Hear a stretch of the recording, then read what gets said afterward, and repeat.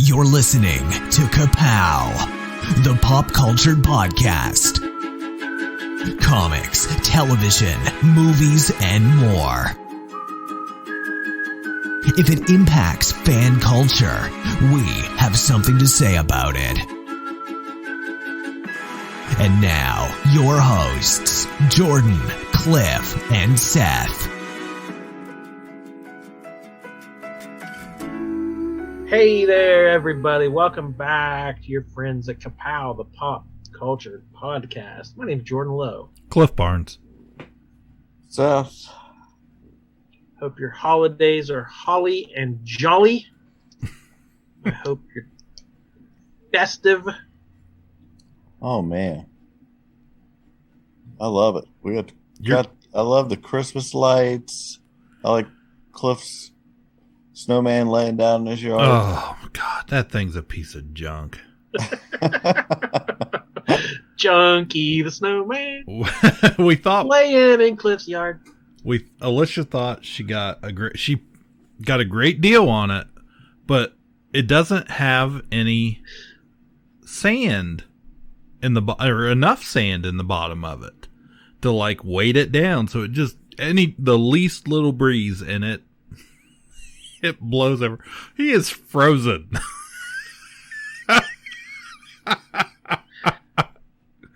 See if he comes back on here. I can't even look at it. That's a perfect screenshot. That's the thumbnail. Let's all pose like with him. Oh no! Oh damn it! Are we take twoing this or just go? Well, let's. Oh, he said his laptop just went nuts. Stand by. We'll give him a minute. A little longer than a few minutes later. As soon as I said something about your snowman, my computer went, and then shut off. We got the best thumbnail ever because you were frozen forever. I bet. I was getting ready to say, I thought your dryer went off or whatever, but it was my computer making that sound. That's not a good thing. Yeah, I don't think that's normal. No. It's old. I make that sound too. So yeah, you probably couldn't hear it, but yeah, our Sandman needs some sand in his ass. Yep. All right, so we just did an episode all about Spider-Man No Way Home. We hope you enjoyed that in-depth thought in that movie and our reactions to it. But that's not the only movie that's come out recently, so we're going to talk a few recent movies that we've seen. Save Martha! Puny God. I'm just a kid from Brooklyn. I'm Batman. Kneel before Zod! On the roof! Said it yourself, bitch. We're the Guardians of the Galaxy. So what's it gonna be, huh? Long sullen silence? Or mean comment? Go on. You got me in a box here. Who's gotten out to the theater, non-Spider-Man theater here? Oh man, is there anything but that? No. My wife had a suggestion. She really wanted to see a movie recently, so we went, the two of us, and watched House of Gucci. It was a name that sounded so sweet, so seductive. Synonymous with worth, style, power. But that name was a curse too.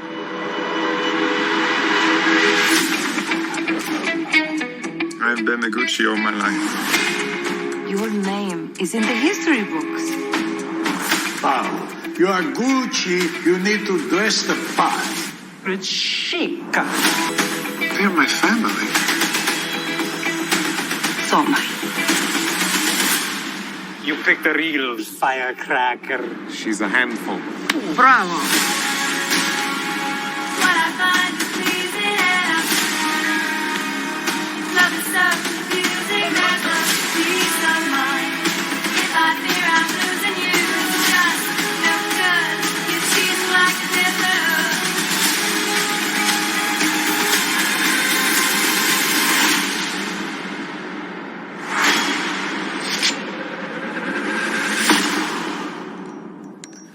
consider myself to be a particularly ethical person, but I am fair.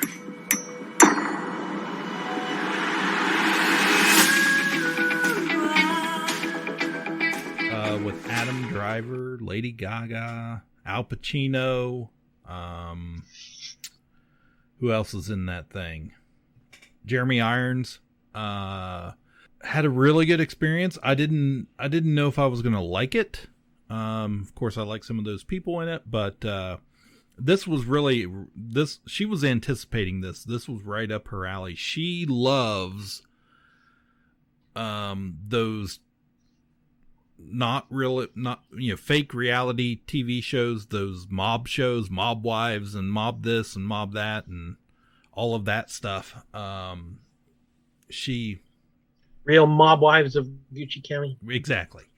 So she was really excited about this because she likes Lady Gaga, and so we went to see it, and I thought it was pretty good. I want to see it. I just couldn't make it to the theater in time, but I'll definitely be renting it or something. Or I may go. I'm on vacation in a week. I may go up to Columbus and watch a whole day's worth of movies sometime. Yeah, I think it's been in production, or on a slate to be made for like years and years and years now. Ended up being directed by Ridley Scott, and he knows how to make a movie. Yeah, he knows how to make a movie. Had a really nice look to it. It looked, to my eyes, it looked pretty authentic for the time period. It takes place between like 1978 and into the most of it into the mid 80s, and it's just about the Gucci family. It's about don't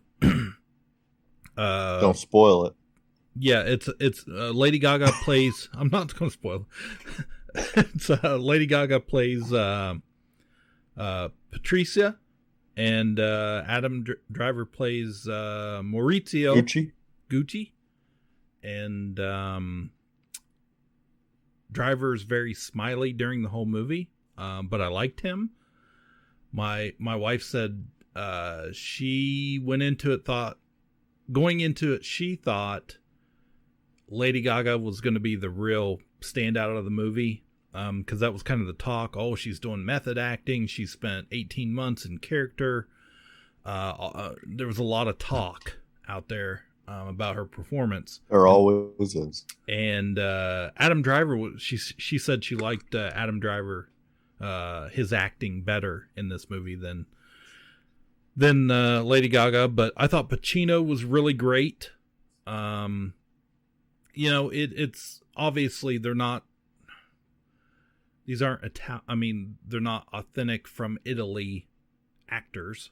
They're doing accents and they're speaking English. Like they're all Mario. Right. Not quite not quite on Mario's level, but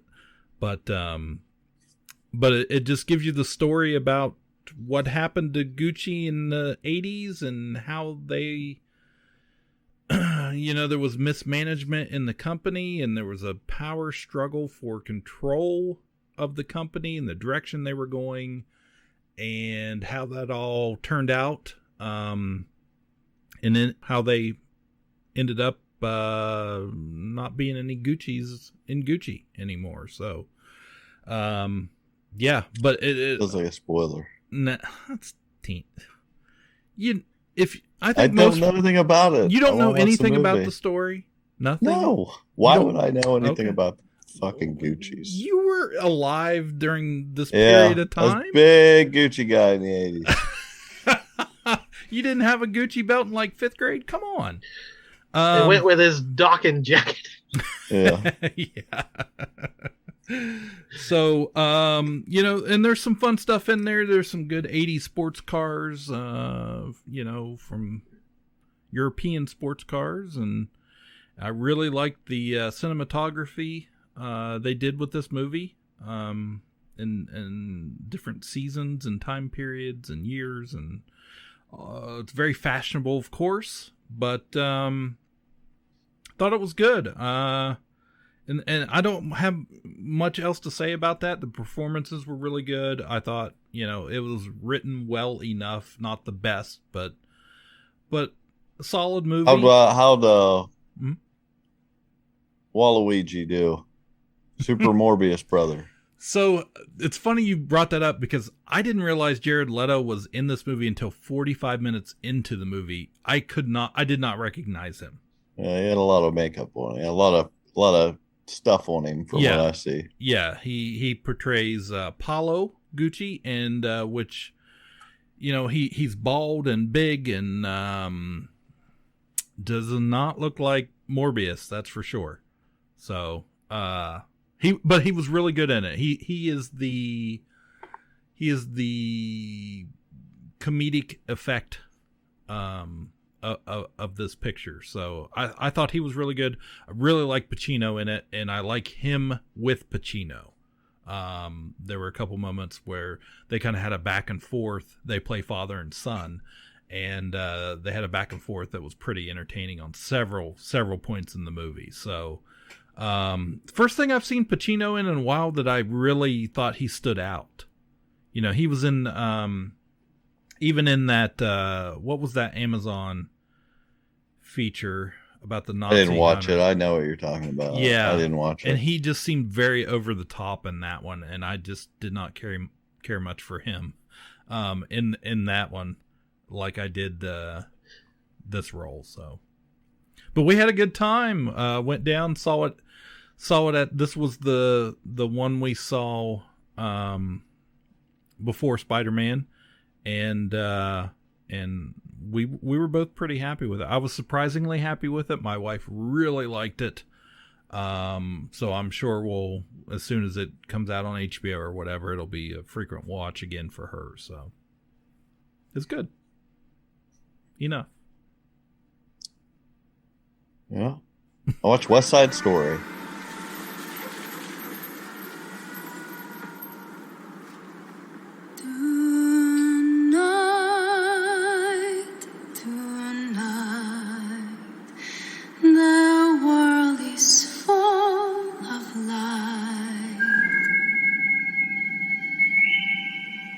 This is my first time in New York City. I want to be happy here. I want to make a life, a home.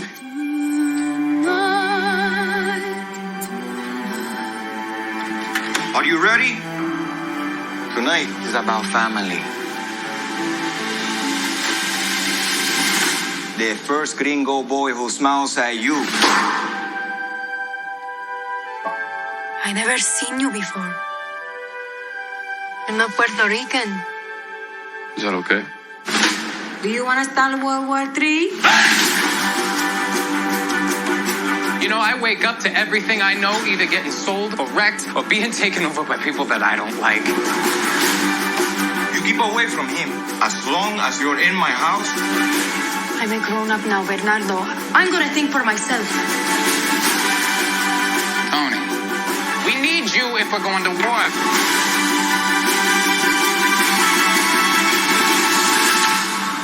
Who are you? Friend or foe?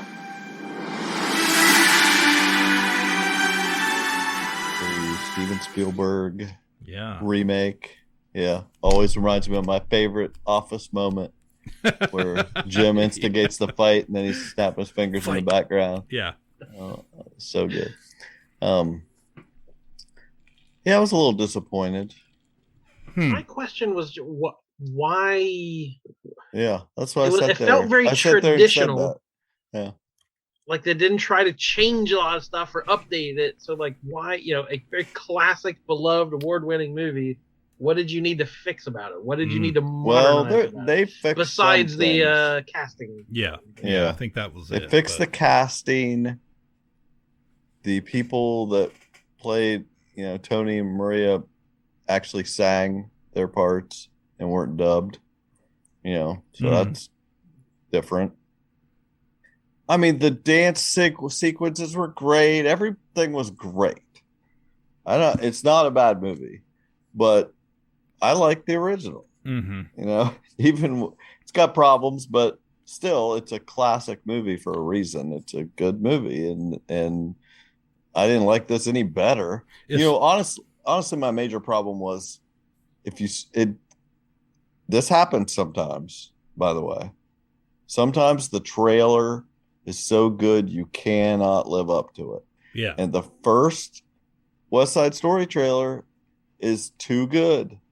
They take little moments from this movie, like the guy's Riff, the guy who plays Riff in this, I don't know his name, but he's really good. And what the like leader of the Jets, basically, and they go scrambling up this like scrap pile or something in the trailer, and just the music and the trailer is cut really tense, filled like you friend or foe, they said, just doing all this, really building up this thing, and the movie is like da, da, da, it's like happy-go-lucky Nancy sequences. I mean, yeah, it's a dark movie, it's a dark story, but it never lives up to that tense trailer. It's not that pacing. So it's good though, but do you think that Spielberg, if he was going to do a musical, he would have been better off to do something different, or just something original would have been better? Yeah. He may not have that in him. This may be all he had. What he did, he changed. There was a lot of things changed, and like, I know he had to have seen the original, like, here's all the things I could do to improve it. And he did all those things. He changed where certain scenes happened, the order of when things happened, certain things he, fixed, and, Dink fixed, and, there are some cool moments. Rita Moreno is in it.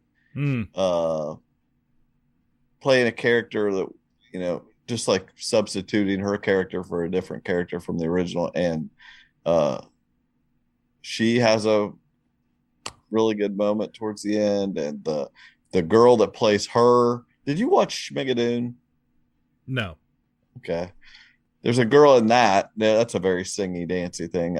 A girl in that plays Rita Moreno's character, Anita or something, I think is her name, who's great. She's really great in this.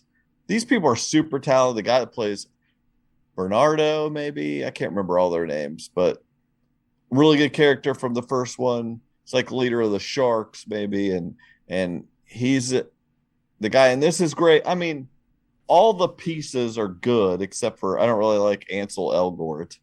He's like a thumb playing Tony. Like, Tony wasn't good in the first one, and he's not good in this one. He can sing, but he's just, I never felt that he was they try to play him up like he's fresh out of jail and he's a dangerous guy. And Ansel Elgort is like the softest acting guy there is, so I didn't fall for that. The girl that played Marie was good, but all of that was good, but it wasn't any better than the original as far as I'm concerned. And I've preached before, when I saw West Side Story for the first time a few years ago, that the guy that played Riff, I think was just like, I was just so impressed by his athletics. Like, just, he could have been a real Captain America, flipping around in the streets, doing stuff. Like, it's amazing to me that people can do these things, Yeah. So, and they have people in this movie that can do all these things too, but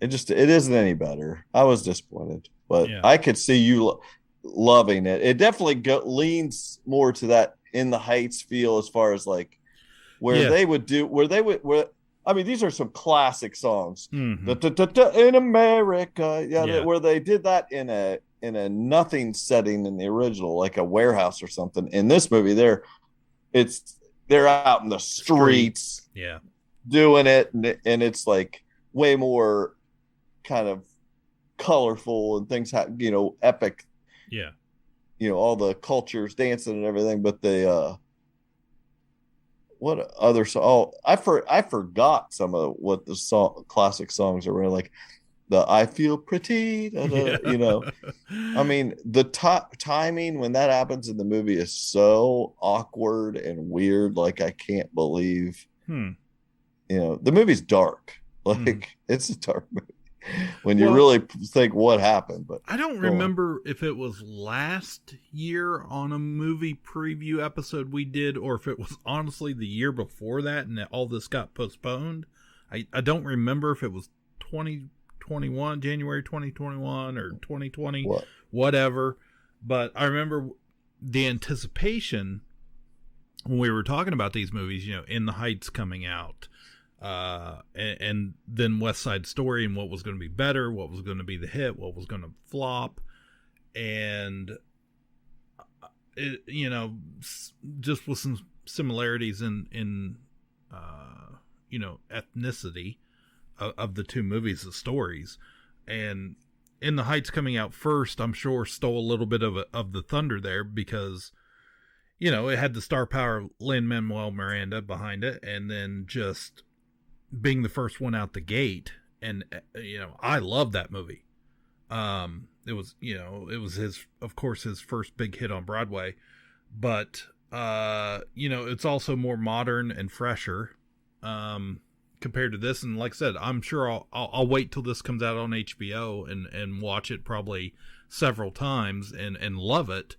But I just wasn't as excited about Spielberg's West Side Story coming out as I was In the Heights. And then, also just coming off of Tick, Tick, Boom on Netflix and loving that. I feel like I might be a little, my musical container might be a little full at the moment. So. I feel like, I liked it, but everybody else is pretty high on it. Like, it's getting rave really reviews. Good. Yeah, it's doing terrible in the box office, but it's I think all that the was reviews almost are great. Expected.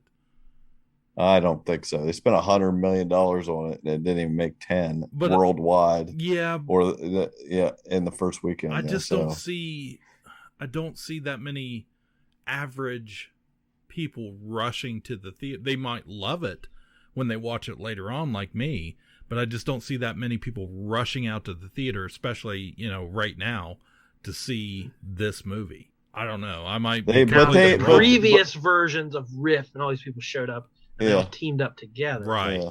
That's just it. Like I agree. I would blame some of it on the pandemic, but Steven Spielberg's pretty sure thing usually. Yeah. And especially being, we know this is probably going to be one of his last movies that he makes. That Steven Spielberg is not liking your take. You know something we don't. Well, I'm just saying, the guy's not going to live forever. Spielberg? I feel like that is a threat. No. Listen up, Spielberg. He doesn't. This is it.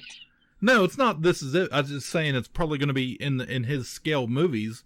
We're a lot closer to the end than we were at the beginning. I mean, George Lucas is digging a hole in. George Lucas is about the same age, and he's been retired for 10 years.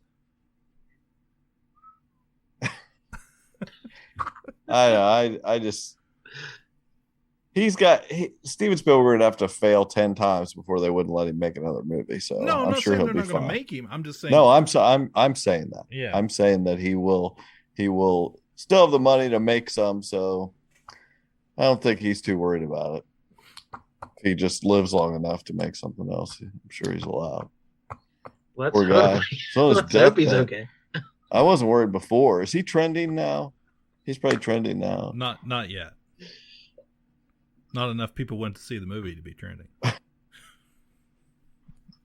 All right. Did you see something, Jordan?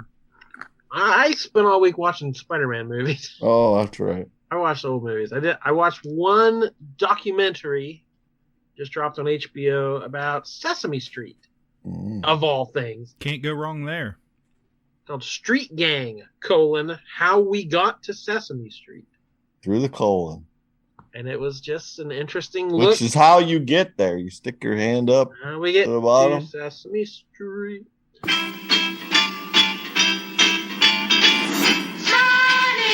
This was an experiment. Tag, you're it. No one had ever seen anything like it. I wanted to capture the family forum.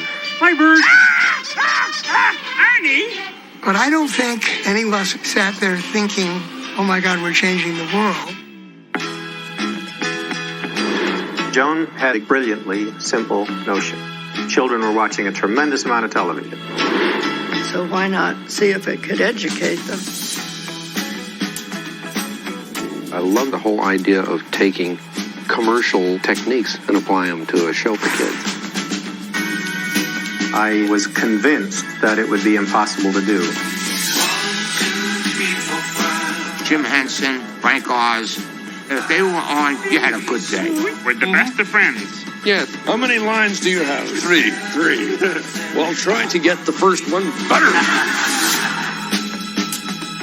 I had become intellectually and spiritually involved with the civil rights movement. Those were revolutionary times. I saw it as a political show. There's no question that we're integrated. That's our worst sin. I'm happy to be a sinner. Beautiful children will grow up. And make the whole world beautiful. Right on. To be on the set, watching this dynamic, it was magic. I don't know what train of thought I had, but it's going.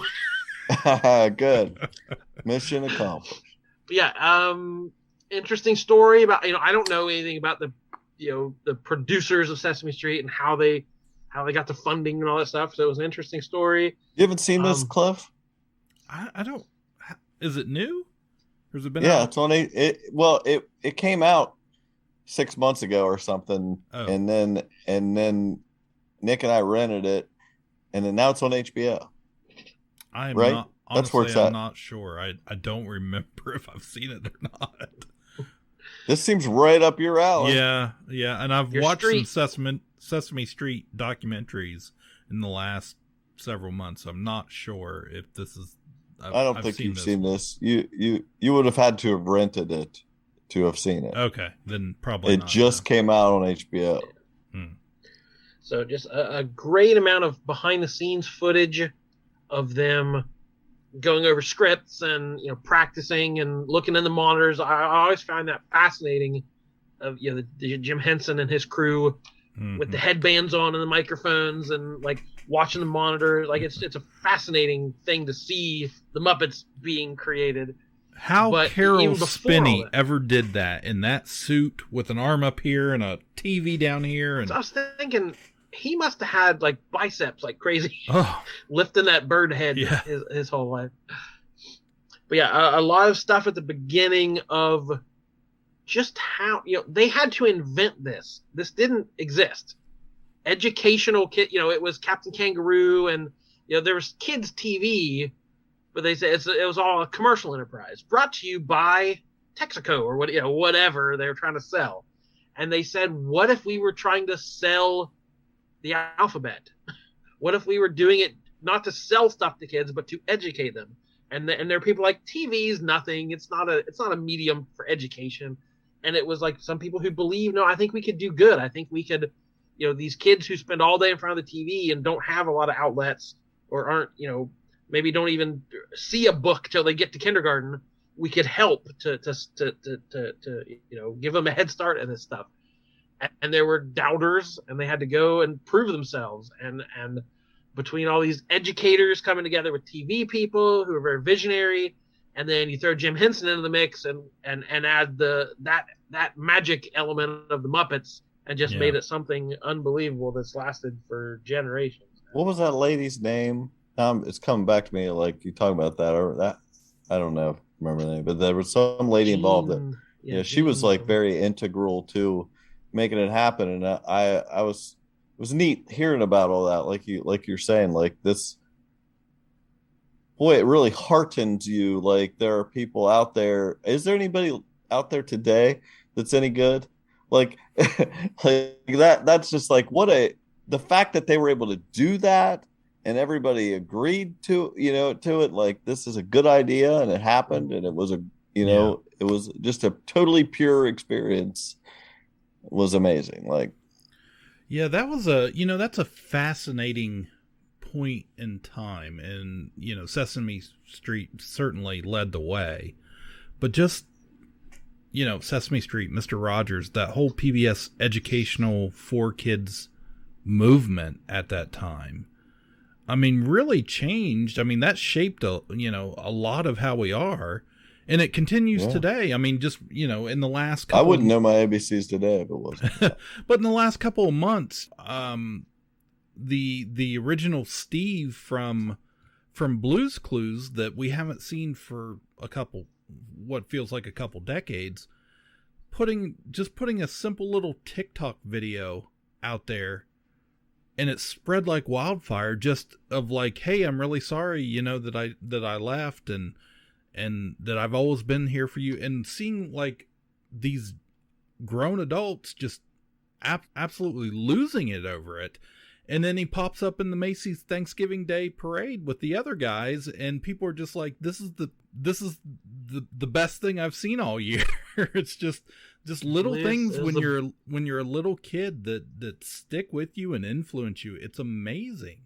The Blues Cluesiverse just all collapsed at once.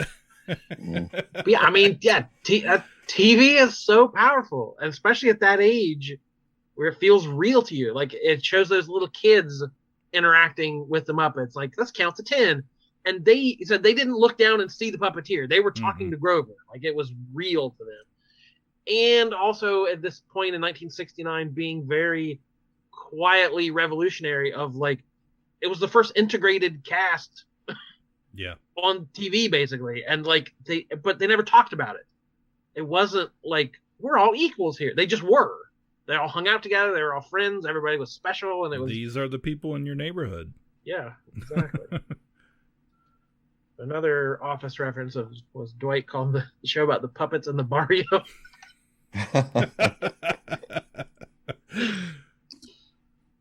Yeah, excellent documentary with some terrific footage, the kind of footage I love to see, that original grainy behind the scenes stuff. But I couldn't help but feel a little down of like everyone talking about the show and what it meant to them, and it brought joy and it educated and it taught us all this stuff. I'm like, how many generations have grown up on the show and we're all still kind of awful? Like, it did the show, like, would we have been worse as a country without this? Or would we, I don't know, did Sesame Street really, I don't know. That's a great thought around the holidays. I think you can talk, I mean, from people of our age that were little kids in the 80s that watched Sesame Street and cartoon shows, G.I. Joe and the PSA announcements at the end of every episode of Masters of the Universe. Like, it's such a weird thing, but for a generation that was Gen X, us, that were left to themselves, tons of us our morals were developed by these, 2-minute little things that we kid about, we make jokes about now. But it's like, if ever, thank Ronald Reagan for deregulating, children's cartoons and making them, and then these groups that made them put these little morality tales and infomercials at the ends of them for us having better morals. God knows where we'd be without them. Yeah. Oh, thanks, Ronald Reagan. If anything, he may not have done anything else right, but by accident, at least for me, that certainly shaped a lot of probably who I am today. Yeah, I don't want to go to the dimension where there was never a Sesame Street and see how those kids turned out.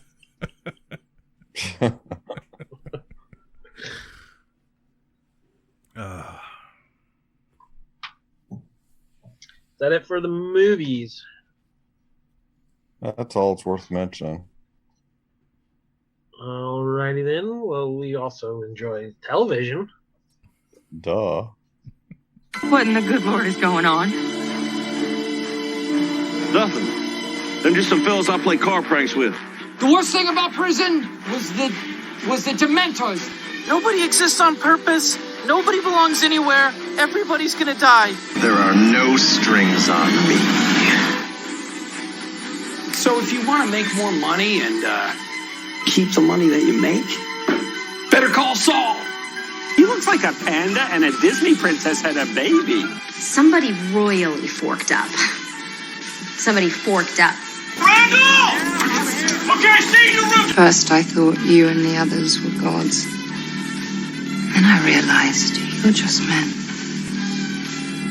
And I know men. You guys, look at my dirty girl. Roll on snare drum. Curtain. Good joke. Segue. Yeah.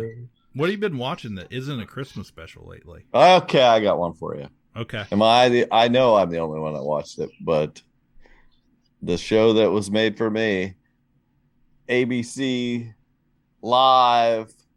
Oh, yeah. Facts of Life and Diff'rent Strokes. Mm-hmm. We're moving on up. You guys did not watch this? Did you guys watch any of them? You did watch it. I did watch it, yes. They have finally hit, the first two times they did, what did they do? They did Good Times, they did... Well, they did. You were just waiting for the bicycle man to show up. I was waiting on the bicycle, and I must have randomly watched a Diff'rent Strokes episode in the last few years, and it was the episode that they did. So I could totally picture all the things that were happening. But they had done All in the Family and Jeffersons, and they'd done All in the Family and Good Times. Right, and those were all shows that I remembered being reruns by the time I watched them. So this was the first opportunity of Facts of Life and Diff'rent Strokes were shows I watched. Right. So they start, of course, Norman Lear's still alive. Dropping F-bombs. Yeah, he drops an F-bomb right away. And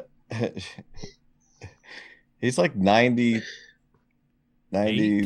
not, yeah, he's really old. But anyway, it was phenomenal. Like the cast they had, what's amazing is the fact is Lisa Whelchel. Like they start with Facts of Life, and she comes out and sings the theme song in uniform and she's in her school uniform. From back in the day.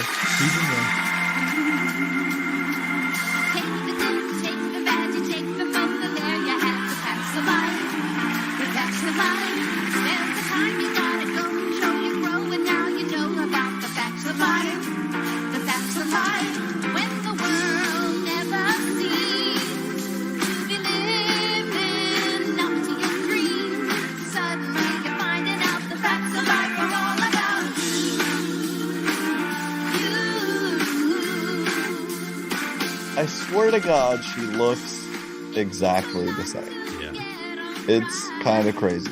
But, I mean, I'm sure if we didn't have the comparison, but it's pretty impressive. Like, her hair was, like, still long and colored blonde, but, she looked amazing. And she sang the song perfectly fine. Yeah. She sang it great, and she was on Survivor several years ago, 5 or 10 years ago. She's on some reality show about collectibles. Yeah, so I've seen her recently. It's like people go into Pre's collectibles or something. Yeah. So I know what she looks like modern day. So yeah. So I was kind of disappointed when I realized she wasn't just going to play Blair. Me too. I thought, she would have replace her. It would have been better just to have her play Blair than Jennifer Aniston played Blair, right? Which was, I was like, no, just let her do it.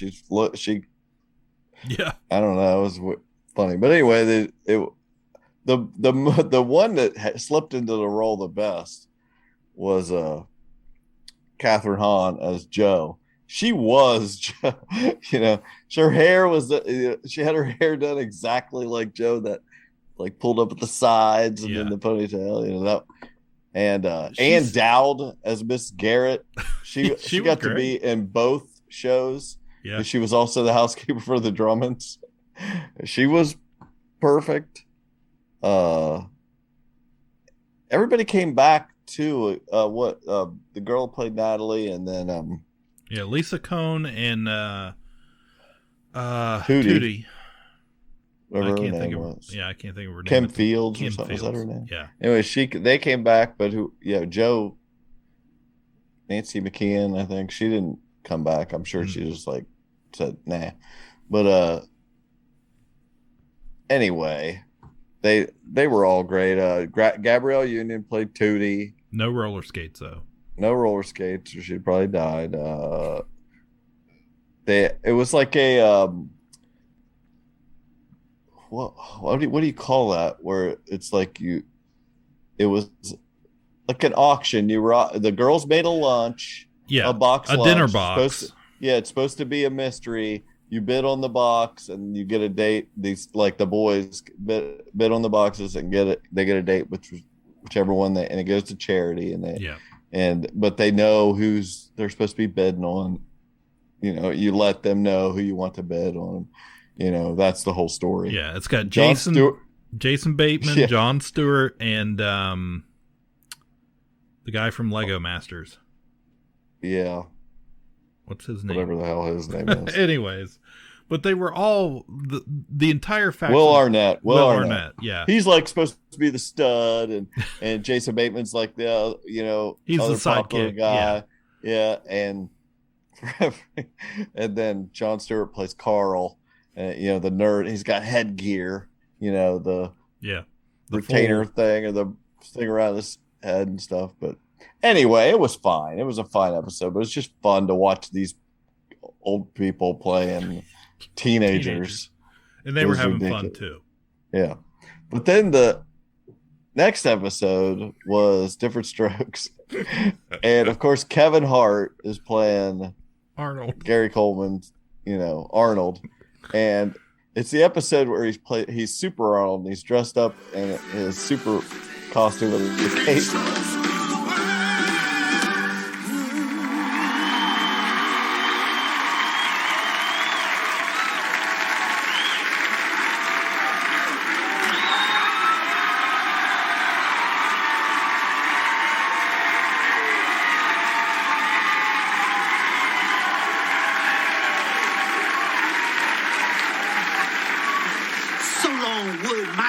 I'm about to turn you into a toothpick with my Zowie Zap gun. Zap, zap, zap, zap, zap.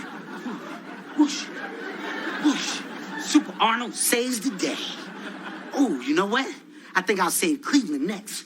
Whoosh, whoosh, whoosh, whoosh, whoosh, whoosh, whoosh, whoosh. Ah, ah, ah.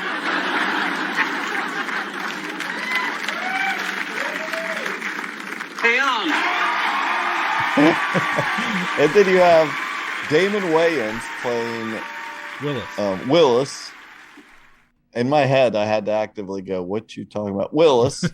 And John that Lithgow. Was great. John Lithgow played Mr. Drummond and out again, and the daughter wasn't on there, which makes sense that they would. She wasn't, was she?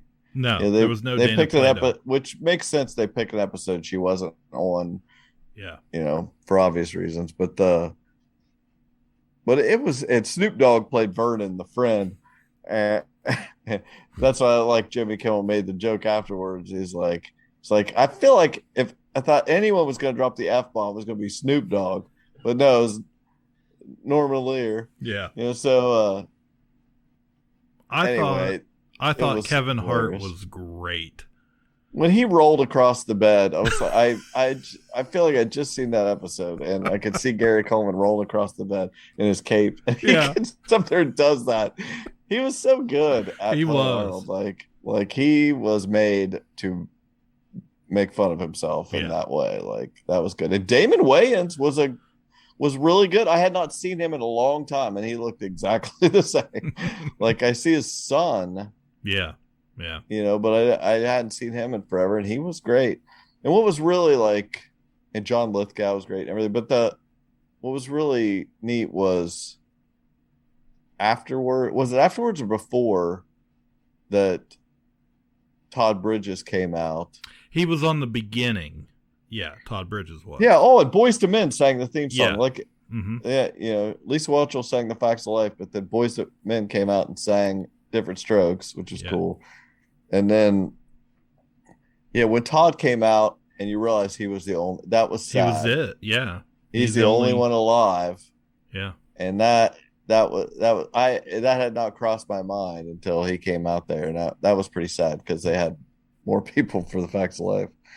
But, that's a hard, can you imagine being him? You know, just thinking about that, the fact that you're the last one alive, it's like, ugh. Yeah.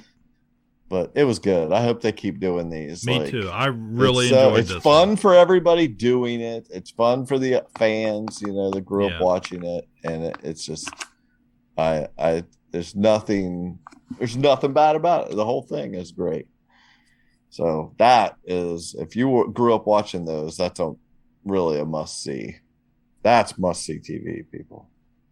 What else are we watching? NBC dropped some of their sitcoms just this week before Christmas, like Young Rock and Mr. Mayor, like some of the sitcoms they premiered last year. They've started the second season, and they teased the new one coming out called American Auto, which is the new show from Justin Spitzer, who did Superstore. So the creator of Superstore's new show is about a car company. And apparently it premieres in January, but NBC aired the first two, and the first two are free on Peacock. Like, I guess to just let people sample it before the show officially premieres. But it was decent. I gave it a shot because of the Superstore pedigree to see what more they could do. It's another workplace ensemble. It stars Anna Gasteyer from Saturday Night Live as the new CEO of this company, who comes from the pharmaceutical industry and knows nothing about cars, but she's a very ruthless CEO who's gonna, whip this place into shape.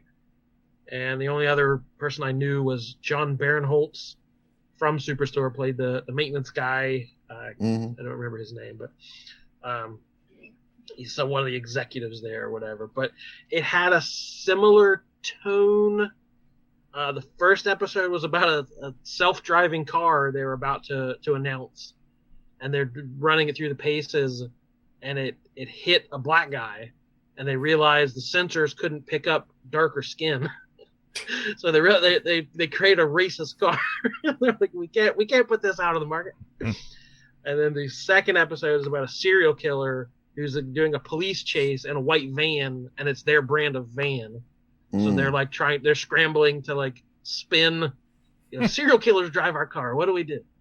But it had that kind of my favorite scenes in Superstore were the morning meetings of them just zipping and everyone talking over each other and quipping back and forth. And this had that same kind of thing, sitting around a boardroom, just characters, throwing out weird non sequiturs. And then there's a scene they're going through the employee parking lot and going through all the cars, and they open a door and there's a kid in a car seat in the car. They're like, whoa, why is there a kid here? And that felt so Superstore of those weird little things in the background. So again, it was decent. It didn't have a great hook to hook me in, but it had enough of a feeling like a show that I really liked, that it might grow from there. The cast was decent, so I'll give it a few more shots and see if it grows into something that's good. Yeah, I might try to check that out. I've got some Peacock going on for a month. I had to get it to watch a football game last month. That sounds good. Pen 15 came out with their second season and last season, so I burnt through that last week. It's a great show. That's the one where the girls are grown up, but they're playing their middle school selves. And it's excellent. So that was good. Realized they made a Hard Knocks season that's in season, following the Colts, and we always get to see the preseason, and we never get to see what happens. And this is really, really good. I've only seen 3 of the 6 episodes that have come out so far, but I really like the coach of the Colts. I didn't know anything about him, but he was a quarterback for the Bills back in the day. And, he was the best backup in the league. Yeah, and he's such a likable guy, and just I could see wanting to play for him. So, and they're doing really well. At this point in the season, kind of, at least in the show, they were starting to get back into the season, and it's just you really get to like these guys, and Carson Wentz, is their quarterback, and just he's very, I knew a little bit about him, but again, you get to know these people so much better in this format, definitely this a story format. there with him, because he was the big thing for a couple years in Philadelphia, got hurt, and they just kind of tossed him to the side. He ends up in Indianapolis and has resurrected his career this year, and they're most likely playoff bound. So Succession, I know we talked about this before, but the third season just ended this past week, and that show is it's a masterpiece. Like, combination of these actors and these writers is just incredible. You would hate it, Jordan, because it is the exact opposite of your type of poor shows. This is a bunch of the richest people. You would never be able to like any of them, and nobody likes them. I assume you're not supposed to really love these people. You don't like them, but it's like they're just all really good actors. The writing is so good, all the dialogue, and this third season rarely do they lay breadcrumbs that you just can't put the puzzle together, and then it all reveals itself at the end. Like, I was so impressed with that. Like, they did things through this season that it just seemed, I did not know what the point of some of it was. I liked it. It went with each episode, the things they did, but how it all played out and revealed itself at the end, and they're all so good. Kieran Culkin is still so good. Brian Cox is so good. Just everybody. Sarah Snook and Jeremy, whatever his name is, I can't remember, but he gets a lot of credit. Yeah, Alicia she really likes that show, and it's very, very good. And now the way it ended, it was just felt like going through the season they were going to end up building up to how almost like they'd run out of story and they were just kind of rehashing the second season. And then you realize that wasn't what was happening. And now I can't wait to see what happens next season. Well, it'll probably be about I think they said a 5-season show, but it's great. I love it. I definitely got my fill of poor people. I watched Maid. Took your recommendation on Netflix. Terrific show. You look puzzled. Oh, yeah. I was thinking, I thought you were talking to Cliff. I was like, what? Yeah, this is Andy McDowell. Andy McDowell and her real life daughter, Margaret Qualley. I knew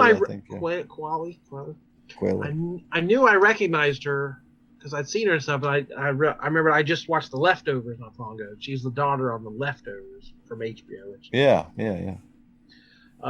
Based on a 2019 memoir by Stephanie Land called Maid: Hard Work, Low Pay, and a Mother's Will to Survive. And I just saw it today. It is already in the Netflix all-time top 10. It just came out this fall, and it's already like one of their top 10 most watched series on the platform. So something has clicked with people, I guess, in today's world of struggling and that kind of stuff. But yeah, I definitely immediately clicked with this show, as she is a wannabe writer who I identified with. I also, the last house I moved into had a mold problem that my landlord was like, I'm sure it's fine. Yeah. And the day I watched it, I literally bought $6 in gas. And then that episode, the tally comes up on the thing showing how much it is in her account, and she can't afford to put gas in her car. I was like, oh yeah, that's how life works. I get it. Yeah. You had talked before, like it kind of shines a light on that myth of like, well, just get welfare and you'll be fine. Just mooch off the system, and it shows the hoops you have to jump through and the wait lists and the forms and what you have to qualify for this and that, and it's like, this is not easy street. trying to get assistance and trying to get a hand up is not what people think it is, and it's harder than might be made out to be. But the stuff dealing with the abuse was handled really well, and that idea of her, she doesn't see herself, he doesn't hit her, it's more emotional abuse, and she's like, I'm not abused, I'm not a real victim. I don't want to take space from someone who's really abused, and it's having to like accept, look inward, and admit like, you are, there's a problem here and you got to fix it. But I thought it was a terrific drama. I think it's just one season, one thing and done. I know the Golden Globes announcement just came out, and I think several people from this show were nominated. So wow. I didn't know that. Yeah, that sounds. I really enjoyed it too. Yeah, I got the impression also this is just one season, but who knows, if that many people liked it, they'll have to force feed us a season. And there were some things that were a little bit, a little over dramatized or whatever. But like, the rich lady's house who like, she's all of a sudden going to help her because she's a good person. And it's like, I don't know, sure. Rich people. Yeah, that's exactly. Yeah, you're like, hey, I don't buy this. They're not helping. Rich people never help anybody. And then the friend who keeps helping her, I'm like, through the whole thing, I'm like, this is textbook that nice guy thing, where like, she falls for the dirt bag, but here's a real nice guy who only wants her best interest. I'm like, that is like so toxic. That idea of like, if I'm just nice to her, she'll come with me, and they eventually they play that out as a bad thing. But like, I was thinking he was going to be the knight in shining armor who rescues her at the end, which is just not a good take. But I liked what even the nice guy maybe isn't an ulterior motive. But I thought everybody was terrific. And the little girl, she was like 2 or 3 years old, just a baby. I felt like she had so much to do in this show of like, stare over there and look sad. Like, that little girl pulled a lot of weight on this. On this they must have beat her a lot off screen to get her to do all that. But she can spit rhymes though. When she laid into the salt and pepper, it's like, I've never heard a 3-year-old who could. Oh my gosh! Yeah, I forgot all about that. Yeah. Oh, Cliff's turning his lights on in there. Ooh. Stacking purple. Hey,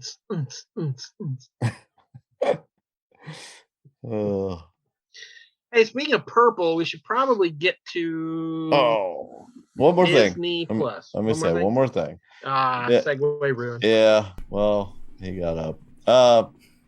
Last thing, I decided to watch a show that I've been hearing something about the last couple of years, and everybody says it's good. I got Hulu back, so I thought I'd try out The Great. Oh yes, Catherine the Great. I knew I was waiting for Cliff to sit down because there's no way he hadn't heard of this, or No, my wife. That's another show she loved. Watched immediately. It's good. Yeah, it's pretty crazy. I'm like 8 episodes in.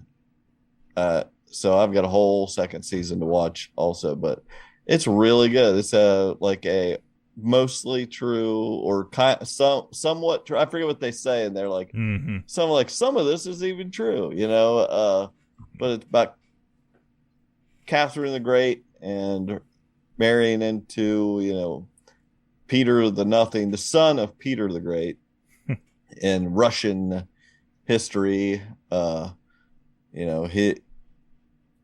This short period of time, actually, I kind of looked up how long. It was only like 6 months or so, it looks like, that they were married.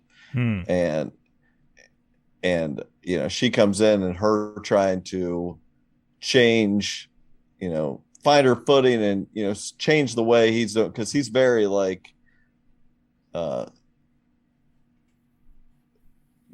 very bad, Yeah.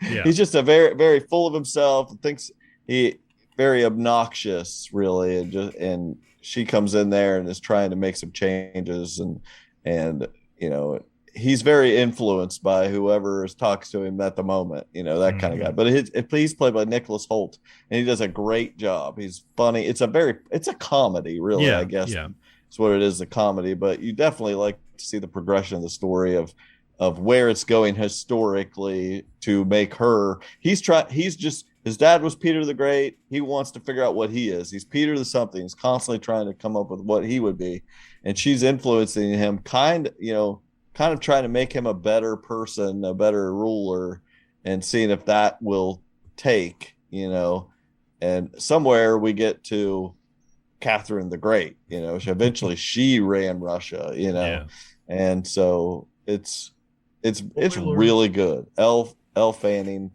plays Catherine, and everybody was right. They say it's a great show. It is. So I recommend it. It's funny and just, it's very, it's not for kids. It's a lot of sex going on, but it's a good show on Hulu. So a couple seasons out.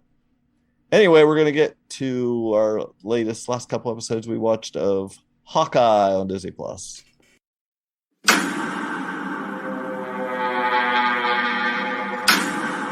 have made many mistakes, but I accept the debt I'm paying because of them. Prison has changed me. What is it you're saying? I want to make a deal.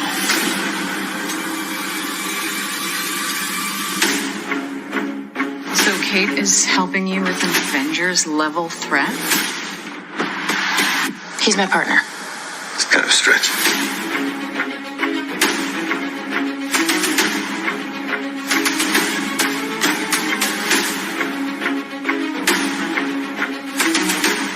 I've got your next target.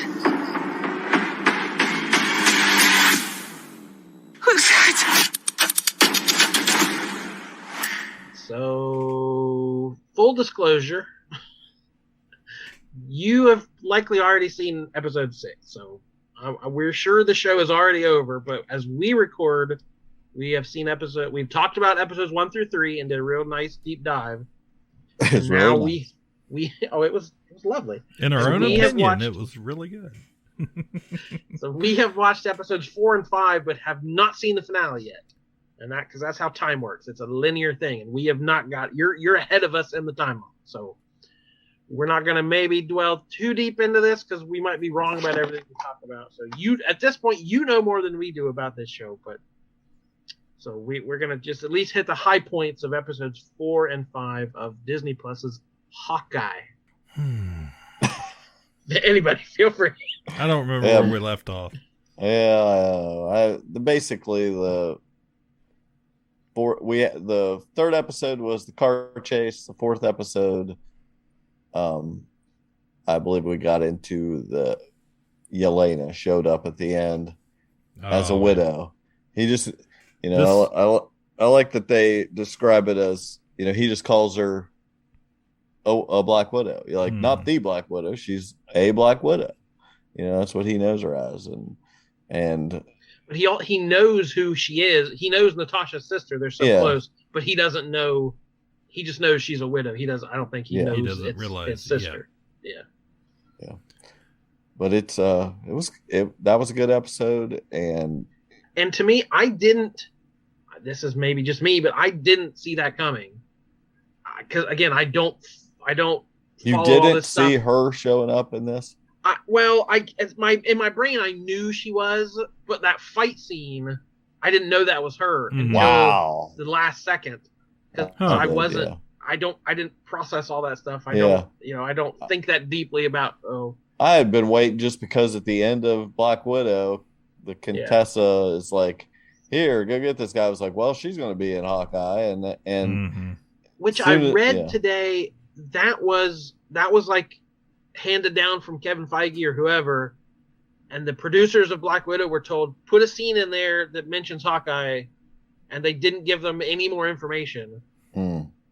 So they didn't really coordinate very well. So the idea of like Contessa being a third part, like it doesn't. I don't know that it all dovetailed perfectly all together, but that's not their fault because they weren't given the information. But yeah, that rooftop fight, this assassin shows up and it's really dark. You can barely see what's going on. There's a lot of people fighting.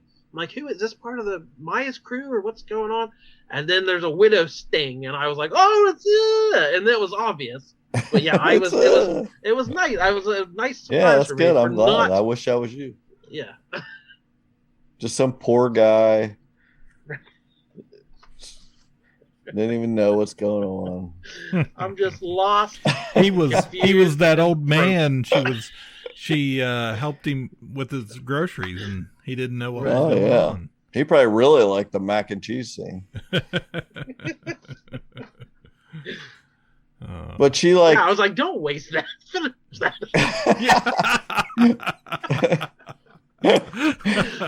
You can have that for lunch tomorrow.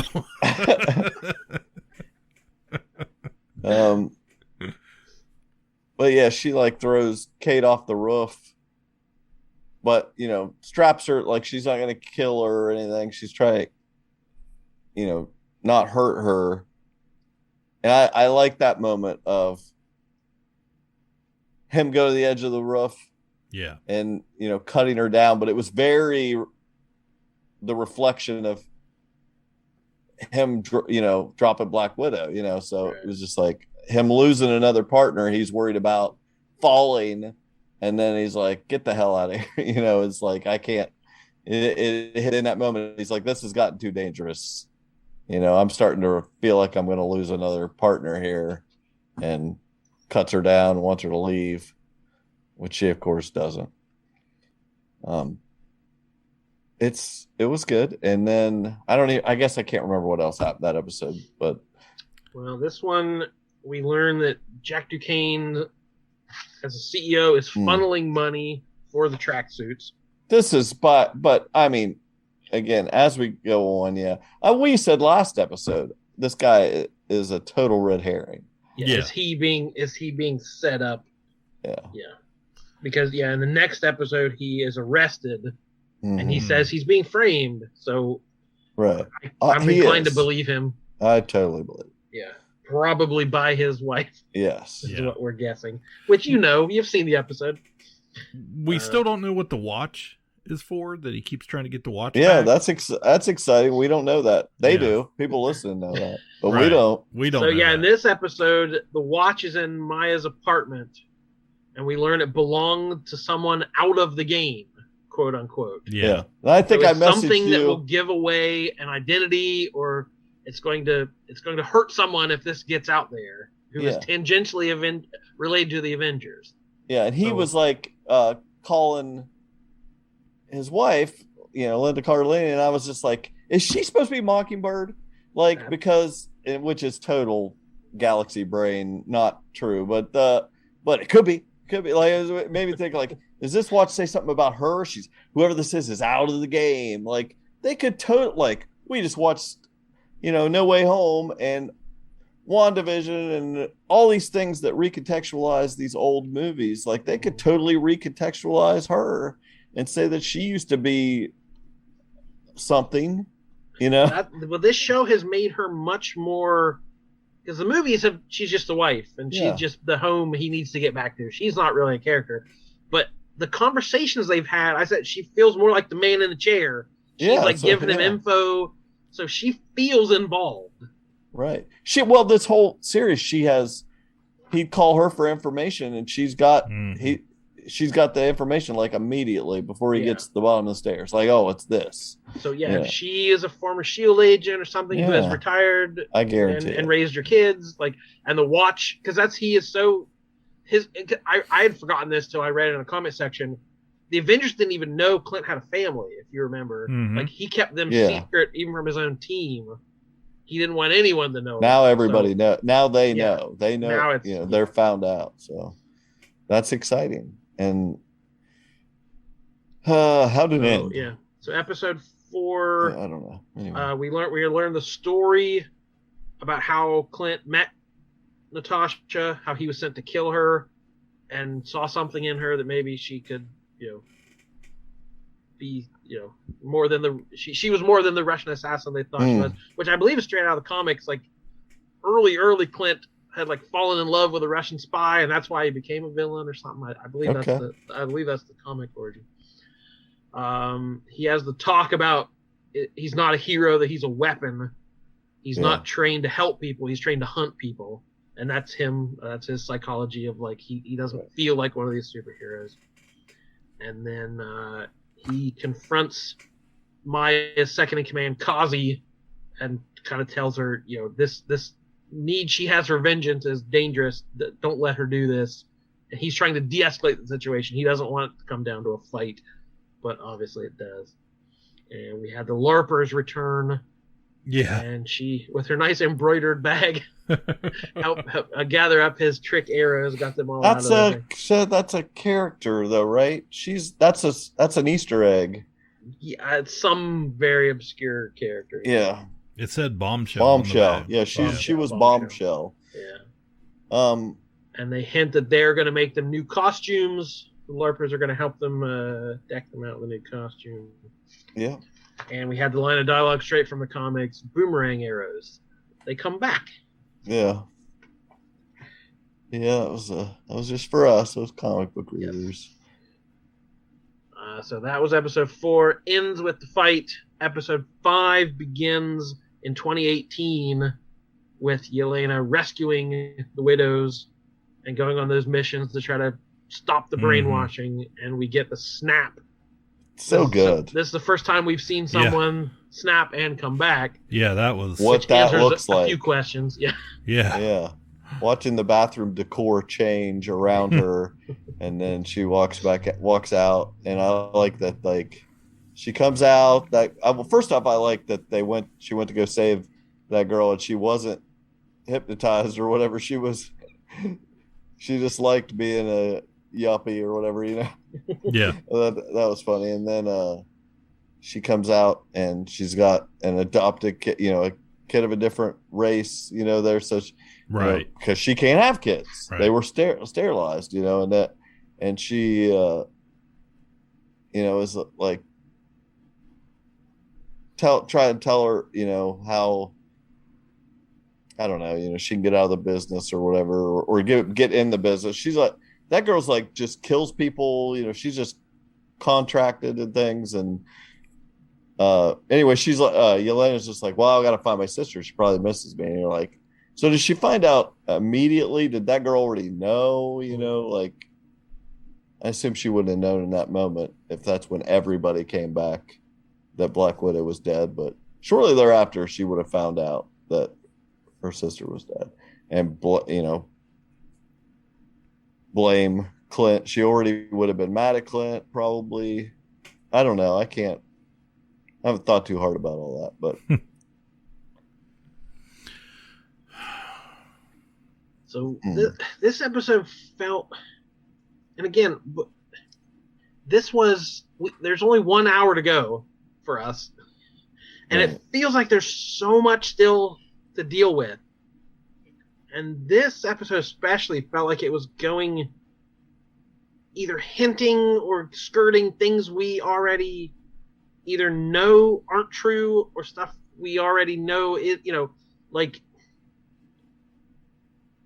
we know Elaine's going to learn the truth, and we know what has to happen, and it just felt like it felt kind of dragging it out. Like it needs to get to the end point. I don't know. I don't know if we know what is the truth. Is not the truth what she's saying and he's saying? Aren't they telling the truth? That scene with the mac and cheese where she sits there and calls her Kate Bishop a million times and is a great scene. I could have watched it all day. Yeah. I preached Florence Pugh a few years ago. I was like, she is going to be something, just like I thought when I saw Adam Driver on Girls and he said good soup, when he did all that. He was just the most awkward, weird acting guy. I was like, this guy is the star of the show and he's barely in it.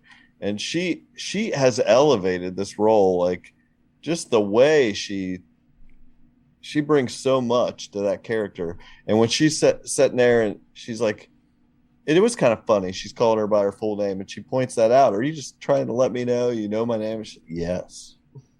But the way she's like, yes, I am. I know everything about that is why I'm doing that, to intimidate you. But just her laughing off like her being able to hurt her, or it's like, yeah, you're gonna beat me, whatever. And it's like, I hope that builds up. You feel like that's going to build up to some sort of fight between them, but also the seriousness, the humor mixed with the seriousness of saying you don't know this guy. And she's like, well, they're both trying to explain to the other one that you don't know him like I know him. And it's like, well, maybe you're both right. Yeah, they're both right. Yeah. He is a weapon. He is a killer. And if in retrospect, it's not as complicated as I made it into, and he really is killing all these minorities. He is really this guy that just gets to pretend he's like, oh, I'm a bad guy and I go kill people for hire because I have all this, I'm just a weapon. It's like, then you are a bad guy. And I agree with both of these people. You have a nice side, but you did some bad shit. So I don't know that Yelena isn't. What's she going to discover that doesn't make him still a bad guy? She's a bad guy. What does Zangief say in Wreck-It Ralph? I'm bad guy. I'm bad guy, but bad not guy. bad guy. Yeah. So this one had sad Clint walking to the Charlie Brown Christmas music. I thought that felt just like the meme of George Michael in Arrested Development, like walking with his head down, like very sad Charlie Brown walk. Also had great tracksuit comments about who are some icons in the tracksuit world, like Run DMC, Tony Soprano, and the Royal Tenenbaums. Yeah. We referenced something about an overhaul of Statue of Liberty, which where would that pay off? Who knows? And then I thought it was a good scene where he stops at the plaque commemorating the Battle of New York, and you think he's like, yeah, that was really just saying a little prayer or whatever to Nat, but he's apologizing to her. He's like, he's about to do something he needs to apologize for, I think. Yeah, it's like she and his wife tells him, if you got to go kill people, go kill people. I'm not judging you. I know you're going to do what you got to do. It's like, he's like, in this instance, he is justifying it because they have found out where his family is. And he's like, I've got to go take care of these people because my family is in danger. It's like, okay. But I like, you like that kind of, street level character that will go kill if it is necessary, in this situation. It's like, and he seems to be comfortable with it, but he does like at that one moment, they show this little snippet where he hands her an arrow, almost like, is that like a shadow of you're Hawkeye now? Yeah. I'm this killer with the sword, or maybe he was just giving her a boomerang arrow. It comes back. So at some point, somebody says it's a matter of time before the big guy gets involved, setting up what we know is coming. And his wife's like, "Oh my gosh, no way!" just like you would. I hope not. It's just like that's the worst thing ever. It was like, wasn't Thanos like a thing recently? It's like he's a pretty big guy. I was like, are we worried about this fat guy? The scene in the car lot. It was like fat guys' cars or something on the sign. Yep. So we learn it was Maya's boss who wanted her dad dead. And he was tipped off by an informant who, I don't know if we were supposed to guess it was this Kaz guy or... Yeah, it was. That's how I took it. Yeah. So looks like the bad guys are going to be this Kaz and the mom. So he wanted to take over the mob or something, and basically worked it. So this is Maya's friend and confidant, but he has betrayed her, and obviously her if her boss is Kingpin, he's ultimately responsible for her dad dying, and not maybe Clint pulled the trigger, but these two people in her life actually aimed it. So she's gonna learn that pretty soon, and so we learn at the very end that Yelena was hired by Eleanor, Kate's mom, which I don't know that contradicts the end of Black Widow with that this it's a professional hit. It's not a mission of vengeance. Like she's being hired by someone to do something she already wanted to do, which wasn't quite clear to me which motivation there. I don't know. That seems it doesn't make sense. But we learned that with a little blurry picture on a phone of her and the Kingpin, Vincent D'Onofrio, officially back in. Wow, they totally should never have had any fat fingers in the one episode or any fat guy sign. They should have never foreshadowed anything, and that would have been a cool moment. Like, instead, we got fanboys losing their minds for 6 weeks. Like, when's he going to show up? When's he going to show up? When's he going to show up? When's he going to show up? Well, he's not. If he's in this, he's going to be barely in it. He's going to be in the all Echo the way thing. at the end. Yeah. Yeah. He'll be in the Echo series, or something. This was never going to be a Kingpin show. And it's but if you watch the credits, it was You're a Mean One, Mr. Grinch credits, and D'Onofrio's name was in the credits. And then at the end, it's all animated. And at the end, it shows the two Hawkeyes on the building, and it pans up, and there's a shadow. There's a silhouette of the Kingpin, a shadow over the two Hawkeyes. So they changed the credits to further bring the Kingpin into it. Yeah, that's cool. I love them bringing him in. That's cool.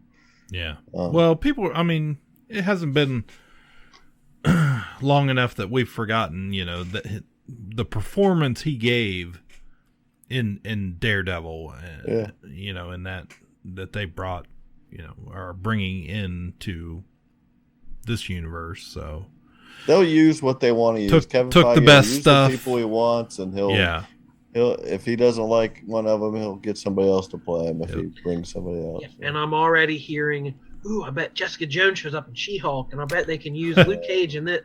So so either open the floodgates or it's this thing, and that's it. I think it'll be. I agree. I think it'll be him plucking what he liked out of it and taking it, and leaving what he didn't like. That's he's not that attached to what Jeff Loeb did. Right. He's going to just pick what he wants. What Disney did with Star Wars. Immediately. Oh, everything is Legends that was expanded universe, and then we'll very slowly pick out what we want to use and bring it back into the fold and leave everything else out.